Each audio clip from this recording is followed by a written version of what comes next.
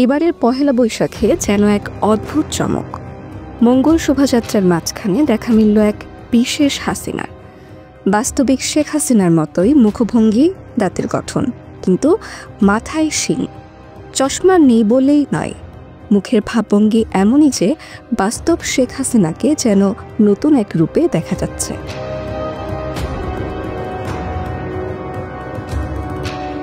আমাদের ঢাকা বিশ্ববিদ্যালয় থেকে তো সব কিছুর শুরু হয়, সব কিছু উত্থান তো এখান থেকে হয়।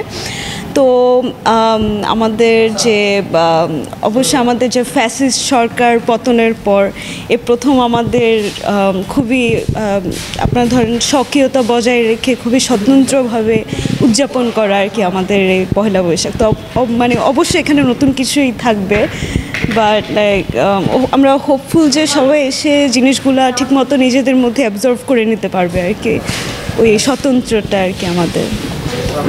এবারে তো অনেক প্রবলেম হলো, আপনারা তো দেখছেনই, but thank god we overcome this. And like আর আমরা তো আসলে সবসময় চেষ্টা করি যে আমাদের ঐতিহ্যটাকে ধরে রাখার। আর চারুকলার শিক্ষার্থী হিসাবে সবসময় একটা জিনিস ছিল যে সবাই যে দিনটার জন্য ওয়েট করে ওটাকে আরও কালারফুল করে তোলার আর কি। তো ওইটারই চেষ্টা করছি আমরা। আর সবাই আসবেন 14 এপ্রিল, আর আপনাদের জন্য এত অ্যারেঞ্জ করা। আমাদের এবার ঈদের পরপর হচ্ছে এই বৈশাখটা পড়ে যাওয়ার কারণে দেখা যায় যে আমাদের যারা স্টুডেন্টসরা আছে, যারা সাধারণত কাজ করে থাকে, তারা এখনও ঢাকায় এসে পৌঁছতে পারেনি অনেকেই। সেজন্য এতদিন হচ্ছে কি আমাদের মানে লোকসংখ্যা একটু কম ছিল। এখন আস্তে আস্তে হচ্ছে গিয়ে সবাই আসছে কাজে, বাড়ি থেকে ফিরে এখন আবার এই লোক সমাগম বাড়ছে।